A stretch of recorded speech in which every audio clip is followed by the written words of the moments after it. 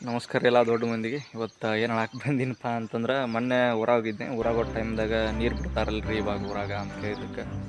ಬಿಡ್ತಾರಂದ್ರೆ ಹೊಳಿಂದ್ರೆ ಹೊಳ್ಯಾಗೂ ಅವಾಗ ನೀರು ಇರಲಿಲ್ಲ. ಇವಾಗ ಸ್ವಲ್ಪ ಹತ್ರ ಐತಿ, ಇದ್ರೂ ಕೂಡ ನೀರು ಸರಿಯಾಗಿ ಬಿಡಾತಿಲ್ಲ. 2 ಟ್ಯಾಂಕರ್ ತಂದು ಹಾಕ್ತಾರಂತ ಊರನ ಮಂದಿಗೆ, ಅದು ನೀರು ಸಾಲತ್ತಿಲ್ಲ.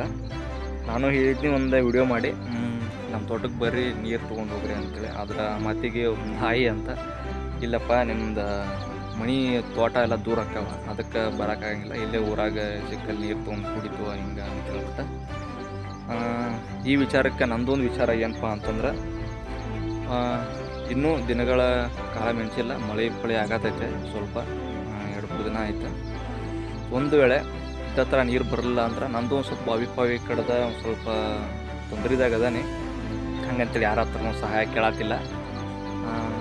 ನಾನು ಒಂದು ಟ್ಯಾಂಕರ್ ತೊಗೊಂಡು ಊರಿಗೆ 2 ಟ್ಯಾಂಕರ್ ಆದರೂ ನೀರು ಹಾಕ್ತೀನಿ.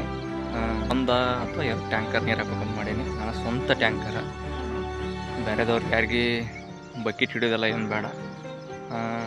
ಇದ್ರೊಳಗೆ ಬೇರೆ ಅನ್ನೆಸೆಸರಿ ರೀಸನ್ಸ್ ಅಂತ ಏನಿಲ್ಲ. ನಮ್ಮ ಊರನ ಮಂದಿ ಸ್ವಲ್ಪ ಸಪೋರ್ಟ್ ಮಾಡ್ರೆ ಸಾಕು.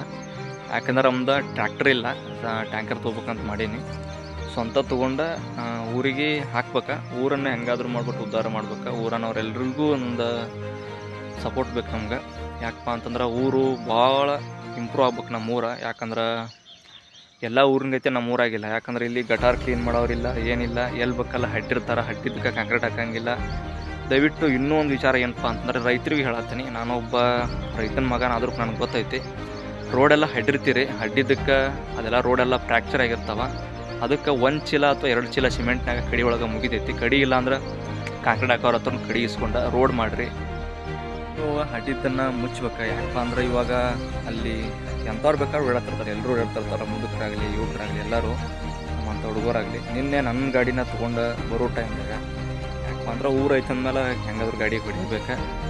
ಅದೇ ಬರೋ ಟೈಮ್ದಾಗ ನಂದ ಗಾಡಿಯಲ್ಲಿ ಪಂಚರ್ ಆಗಿ ಒಳಗಿಂದ ಟೂಬೆಲ್ಲಾಗಿದೆ, ಫ್ರ್ಯಾಕ್ಚರ್ ಆಗೈತೆ. ಅದು ಒಬ್ಬಂದ ಅಂತಲ್ಲ, ಅನೇಕ ಜನರದ್ದು ಹಿಂಗೆ ಆಗಿರ್ತಾವೆ.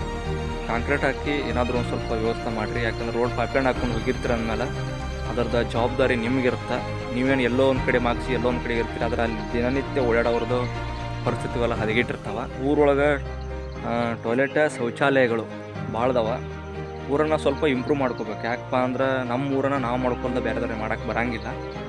ನಾವೇನಂತೂ ಸರ್ಕಾರದವ್ರು ಮಾಡ್ಬೇಕು, ಪಂಚಾಯತಿಯವ್ರು ಮಾಡ್ಬೇಕು, ಇವ್ರು ಎಲ್ಲ ಮಾಡ್ಬೇಕು. ಪಂಚಾಯತಿಯವರು ಮಾಡ್ತಾರೆ, ಆದರೆ ಎಲ್ಲ ಊರುಗಳಿಂದ ನೋಡ್ಕೋಬೇಕು ಅವರು. ಪಂಚಾಯತಿಯವರಾಯಿತು, ಸರ್ಕಾರದವರಾಯಿತು. ನಮ್ಮ ಊರನ್ನು ನಾವು ಶುದ್ಧ ಇಟ್ಕೋಬೇಕು ಪೈಲ. ಮಾತಿನಲ್ಲಿ ದಯವಿಟ್ಟು ತಪ್ಪಿದ್ರೆ ಕ್ಷಮೆ ಇರಲಿ.